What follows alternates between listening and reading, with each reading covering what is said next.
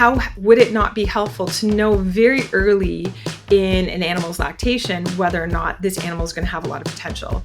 If we can rank those animals kind of like the way you'd rank players on a team and say, these are our MVPs.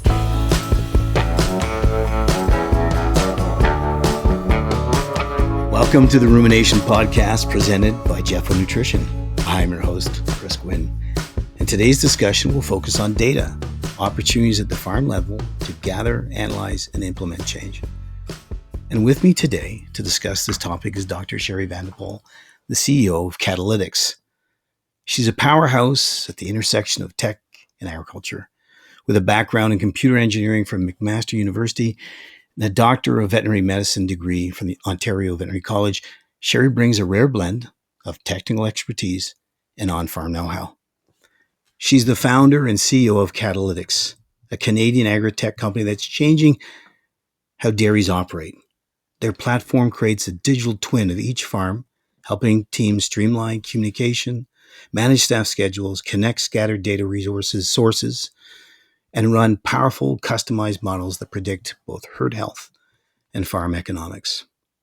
CATTLEytics is already recognized as Canada's top ag tech innovators, and it's helping farmers do more with less, producing food more sustainably, improving animal welfare, and boosting profitability along the way. Shari's leadership and vision are catching attention far beyond the barn. She's been featured on Bloomberg News, delivered keynotes at major dairy events, and brought home a growing list of prestigious awards, including the RBC Innovation Award, the 2024 Tech for Good Award, the Spark 3 Pitch Competition, and the Farmer's Choice and Innovation Award at the Canada's Outdoor Farm Show.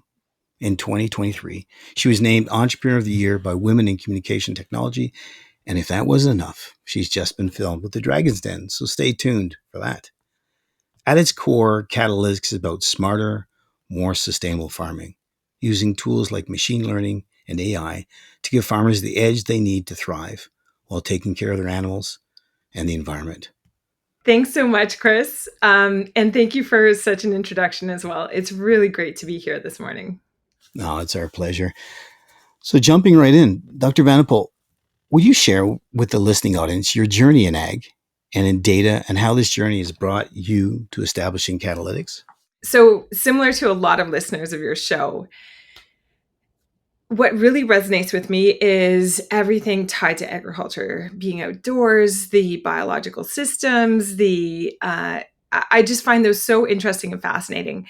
But I found myself on a path where I studied computer engineering. I actually did a minor in fine art at the time, and I ended up working for IBM and found myself at a very interesting, challenging job, but something that really didn't connect with any of the things that I really held dear.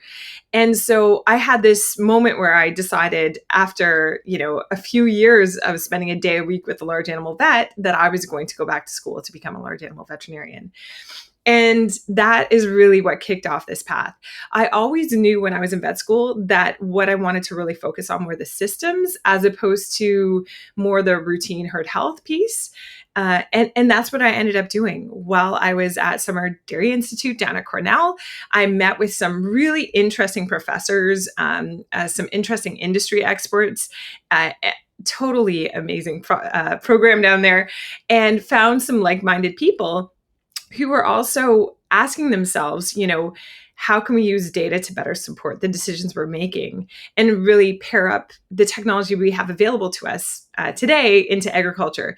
So in 2014, that's when CATTLEytics was formally started. So we've been in this for over 10 years, and we have a strong history now in the industry of really pairing technology and veterinary expertise. And so it's only the past few years that we've been more prominent in connecting directly with producers, but it's really been quite a long journey, and we've worked with some of the top groups in the beef and dairy industry, and that brings us to today. No, it's fascinating, and thanks for sharing that. And absolutely, it's our connection to agriculture, our connection to livestock, and desire just to do better, and bringing data together to help us with that, I think, is one of the the journeys we're all on. And thanks what you're bringing. Thank you to what you're bringing. So with that in mind, how many times in business do we quote stories about data and measuring prior to decision making? I mean, these things fill books and teachings, right? So from your experience, I'd like to ask, are there areas in livestock production that we're missing out on by not either having accurate data or not being able to make timely decisions based on the analysis or accurate analysis of data? I mean, there obviously are, but we really take a person first approach to the way that we do our business. So we look at dairy farms and dairy cows kind of like athletes. So if you have a whole bunch of Olympic athletes, it depends how far you want to go, right? Do you want to if you're happy with their performance and you're getting your milk check and you don't want to do anything further than that, then yeah, there's a lot of potential, but you're not motivated to really dive into that potential. Whereas if you're somebody who says, you know what, I want to be I want a herd that is doing their best, that's given the opportunity to meet their genetic potential.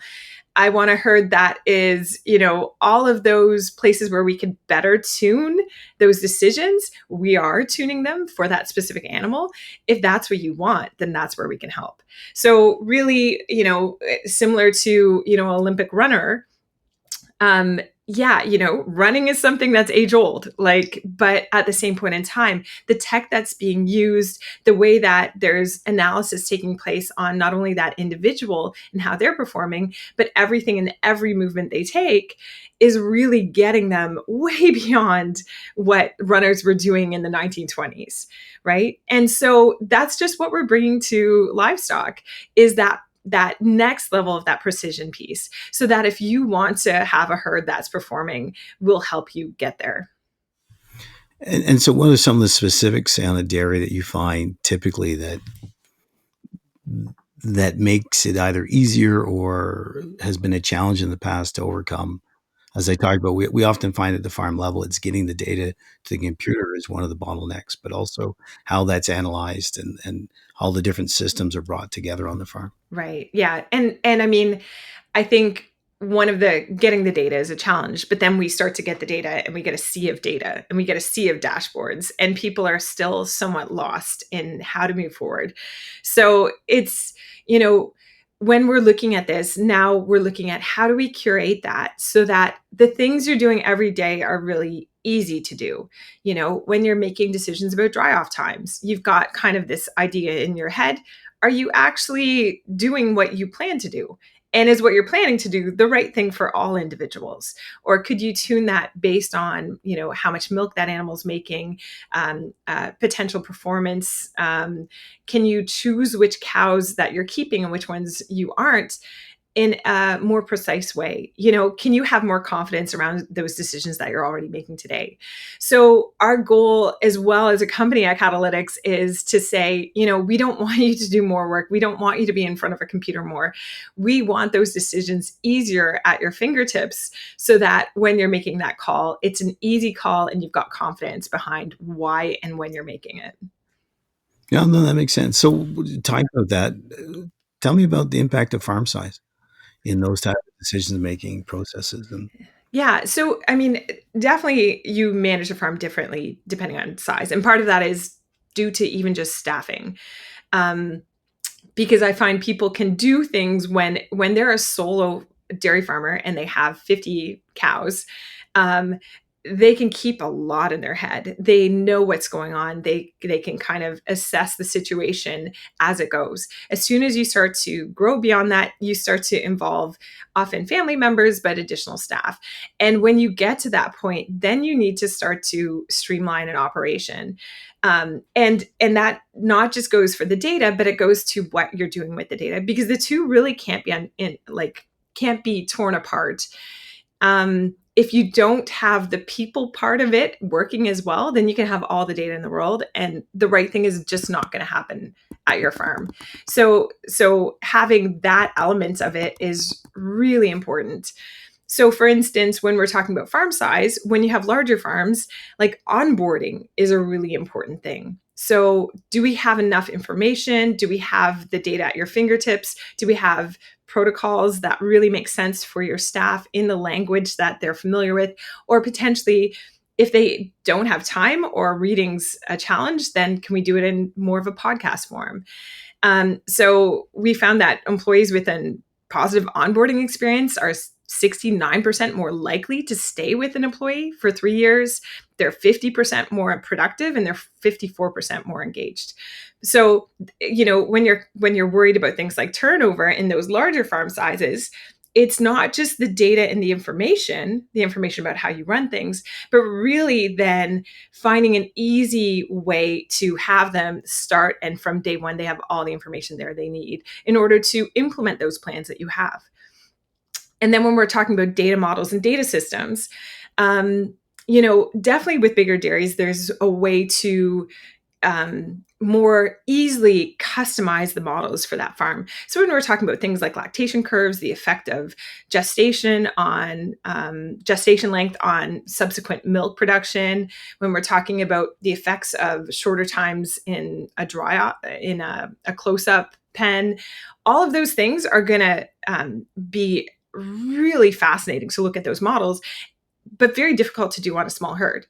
So what do we do? Well, that's a place where, some of the research that's already out there on those big herds can allow us to interpolate on the smaller herds data that, if we see one or two cases, we wouldn't make an assessment on. But if we see that in the presence of these larger, more compelling data sets, it can help us towards a decision that might be a bit of a toss-up otherwise. So those big data model systems can then support the small family farms being able to understand where they fit in that.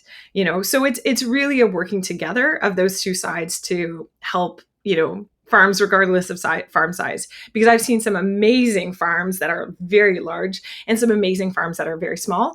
And I don't believe farm size is the limiting factor to doing a great job on animal health, animal husbandry, or staffing. Yeah. Yeah, no, wonderful. And thanks for sharing that. So utilizing data from other farms to help other farms grow in their analysis, but also using that and using the data to demonstrate what has worked successfully for the farm, or maybe what decision went the wrong direction. And that kind of brings me to, data on farm that we're implementing or looking at is historical, and it lags. So how can systems today work to enhance or utilize that data to be more predictive and more preventable? Yeah, and that's a good point, because what we've seen is when I started, for instance, looking at production data, and I was looking at production data both north and south of the border here in North America, and I was finding that, for instance, there were similar environmental health effects affecting milk production on given years. And so a lot of it could be potentially environmental as opposed to what that farmer is doing. So the producer could be doing the exact same thing year after year, performing to that top level. But if the environmental effect is strong, they're going to see a worse return on their efforts. And so that's where, if you're looking at historical effects, you could say, oh, I had a bad year last year, whereas everybody had a bad year last year, And so I would say that when you're looking at historical data, putting in the context of other farms and having other farm systems to help understand when there's more of an environmental effect versus a specific effect of how things are managed on the farm can then help you either sort of tune up or tune down how you did. If everybody is having poor production, then it might not be you. So what I'd say about, that piece of it, that's really where things like machine learning come into play, because elements like machine learning, where you can take lots and lots of data, bring it together, and very easily see the trends and see what elements have a big effect, can tease out those environmental pieces and bring it to your attention. You know what? We had a great year last year. It was just a really bad season. So that's where things like AI can help you understand what's you and what's not you. But you need the whole context, a bigger data set to be able to do that. Yeah, and so that this machine learning, we hear that bounced around. Mm-hmm. What are we actually talking about here? Yeah. So when we talk about machine learning, we're talking often about things like neural networks or random forests, which again, don't give you much information. But I'll give you an example of a neural network. And I think this is worth diving into. And if you're listening to this, it's worth listening into, because often it's not easy to get a very digestible example of what this is. And the classic example was looking at pictures of dogs and cats. So you could look at a picture of a dog and cat and immediately say, hey, that's a dog, that's a Chihuahua, that's a domestic short-haired. But computers couldn't do this. They would take this image, break it into pixels, see the dark, like they just had a really hard time with problems like that. And what that meant is that computer science could only go so far. It could only go, up to really mathematical specific problems. But when you start to go into those areas where it's simple for us, but hard for them, they hit a wall and they couldn't help us out with those other problems. And basically, jumping over this wall meant that it opens up what computers can do. So now what happens is a computer looks at an image, and it would apply something called a neural network, which means it's kind of like a series of filters on that image. It would take light and dark and say, well, based on this, what's my chance of this being a dog or cat when I break it into light and dark? I'm going to find the edges of shapes. And based on the shape, what's the chance? I'm going to look for features in that shape. And then based on those features, what's the chance? I'm going to look for, texture. And then what's the chance? And so they apply all of these different, filters. And at the end of it, they say the chances that this is 99% a dog, or else it's a cat that looks a heck of a lot like a dog. And then it says, am I right? Am I wrong? Oh, if I'm wrong, it'll retune the network. If I'm right, I'm good to go. And it takes image after image after image. And then eventually it's able to really well tell the difference between dogs and cats. So if you pick up your phone, most of you have something on their phone where it's like, that's Uncle Joe. How does it tell that's Uncle Joe? It's using a neural network. And so this type of machine learning really can tell now patterns that we used to use to tell, if you have an animal that looks depressed, or what's going on a hoof, right? Is this a white line abscess? What's going on here? And now things like neural networks have jumped that gap so that they're able to help us with these problems that used to be more qualitative. And so that also works in big data models where it's a big system and there's lots of information. Neural networks can then find the patterns in these systems to say, do you know what? It was a bad year. It wasn't you. And because it can then do this automatically, iterate through, test out whether or not it was correct or not, and then reconfigure based on that feedback, they're extremely powerful, and they can help us with big problems that in the past we would just hold up our hands and say, I can't do much here. So you want to throw out a dairy example that someone might use where, I don't know, some sort of prediction of when should you breed this cow based on some key aspects of pre-calving management? Well, some of the places, yeah, I mean, breeding a cow is definitely one, but also whether or not you should breed. So,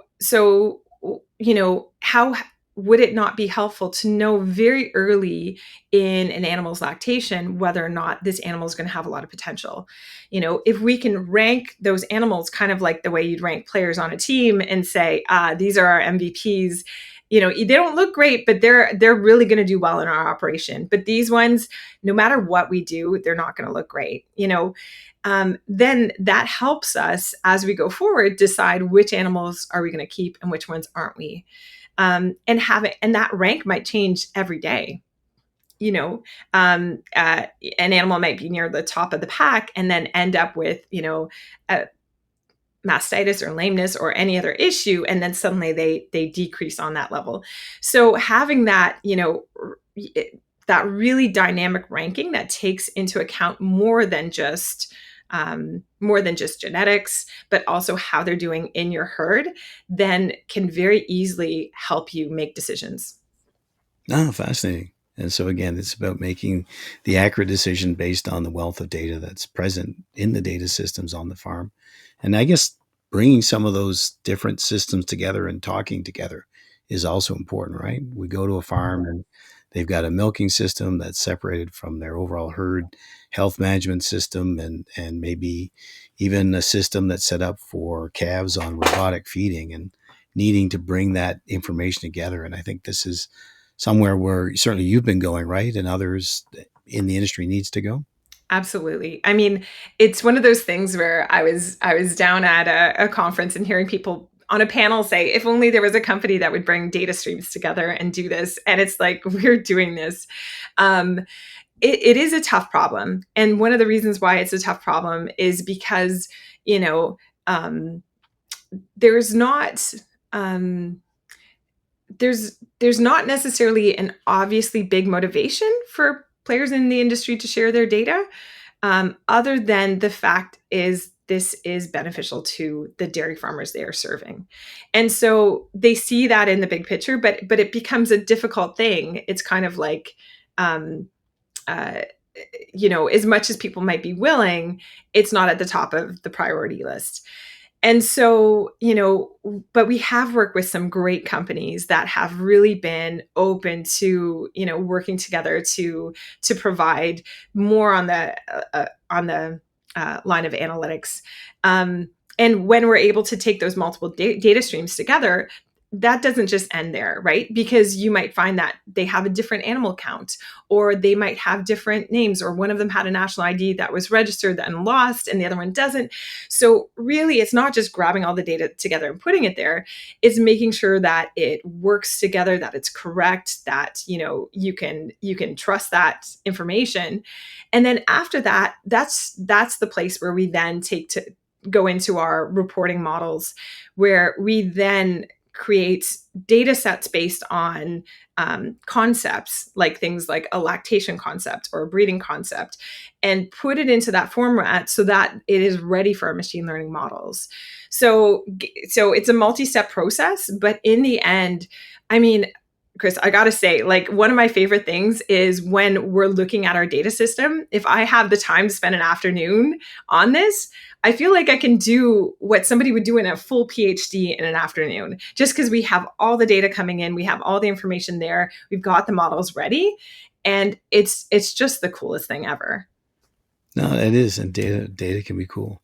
So that I wanted to bring in the topic about data security, ownership, the farm level.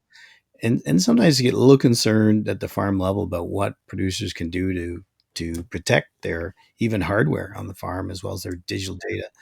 And I was wondering if you could share some thoughts on that. Yeah, I mean, when we talk about things like data security, it definitely goes to, protecting the assets on farm, making sure that your backups aren't just set and forget. You have to test those systems out and have a plan to test them out. Quarterly, for instance. And you also need to work with a provider that understands what a dairy is like. So what I mean by that is, if you are being pushed by your dairy, your robotics provider to have access via TeamViewer, and yet the company you're working with says absolutely not. The fact is, you still have to operate, right? So you need to find, there's always ways to secure and to keep things secure, but you have to be able to operate in a way that also works with your business. So finding a group that that works really well with that is key. And there's a couple providers in the area that really understand dairy. And I'd suggest, connecting with one of them and making sure that they can do an on-farm assessment. I do find that farmers, dairy farmers especially, underestimate the value of what's happening on their farm. And the reason is there's not many places that are, small businesses where they're moving around such big funds at times. If you're building a barn, if you're doing any of those things, it's really difficult um, uh, to have the level of security that a big company would have, but you're doing it yourself. So there was one case where that I was being told about where a bank was expecting a transfer for a barn, but yet there was a group that infiltrated the computer and went into their Gmail, and basically any email that came in from the bank, they were forwarding to themselves and deleting. And so they were having a conversation going back and forth with the bank. And, the dairy farmer wasn't even noticing this. And then they said, yeah, please transfer this amount to this account. And then the bank actually got wise to it and called the dairy farmer directly and said, is this the case? And they said, absolutely not. But, there's this kind of thing is happening. And, it's funny we sometimes get checks from dairy farmers for subscriptions for catalytic services. Um, and, and as much as it seems like an old school way, it actually is, sometimes potentially more secure, as long as your checks don't get stolen. But I think just understanding that this is an insurance policy type thing. It doesn't pay off until something goes wrong. And that's why it's sometimes really hard to invest in it, because it's not an immediate payoff, but it's just a smart thing to do. So making sure to take care of the security of hardware and networks on the farm, uh, access for employees, et cetera, what level they can get, and types of authentication that might be needed. The stuff that we do day to day on our phones with our banks, for example, we need to think about how we operate that on the dairy farm. Yeah, for sure. Employees, the point about employees, absolutely, right? Making sure that they have a secure in and out, keeping on-farm data safe. And I mean, I'm going to go do a shout out to IT Works as well. If you're in the Southern Ontario area, just because I know that's Aryan is from a dairy farm himself and really understands that stuff. He's also a great person to talk to about data security. Well, thank you. That. So as we summarize, I always like to ask guests, and I'll ask you, Dr. Vanderpool, summarize 3 or 4 key points that you would emphasize to producers, to veterinarians, nutritionists in relation to collection, analysis, and application of data on the farm. What would you recommend? So first off, if you're somebody who wants to, whether you're a business or you're a producer, if you want to get to that next level, like there are resources. We will help you as a company. There are ways to get to that next level, and what that involves is understanding why you're making the decisions you're doing, being able to better tune them into potentially buckets of decisions. I'm gonna dry off this group versus another group, so you can tune decisions to really make a difference on your farm. The second thing is when we're talking about staffing, onboarding, training, having protocols available, being able to do that team management, communication. That is, that it has been in the past undervalued, and that's an easy win to making your farm a great place to show up to and a place where everybody wants to be. So focusing a little bit on that can help. And then the third thing is, artificial intelligence is something that can take away the headaches that you have, the things that you don't want to do, the filling in of forms, all of those things. We don't want it to replace people, but what we want it to do is to do those things that you hate doing and to get you in front of your cows. So learning about it, connecting into it, seeing where it fits and where it doesn't, this is a forming technology. It's not going to be perfect right out the door, is really valuable. Yeah, no, I certainly find that in my own life. So, no, thank you for those key points, those take homes. How do we utilize technology to make the work that we do more efficient, more interesting, more collaborative? That's cool. Thank you. So thank you, Dr. Vanderpool, for being with us today and sharing your knowledge and expertise of what you've brought together at CATTLEytics. Well, thanks for having me. This is a great podcast and a great chance to learn more about the dairy industry in such a dynamic way. Great. Thank you very much. Hey, and I also want to thank our audience for being with us today. So don't forget to subscribe to the Rumination Podcast on Spotify, Apple Podcast, YouTube, and other platforms. Feel free to also visit us at jeffo.ca for more information about what we do and more podcasts to listen to. This podcast was brought to you by Jeffo Nutrition, precision nutrition for a growing world. Have a great day.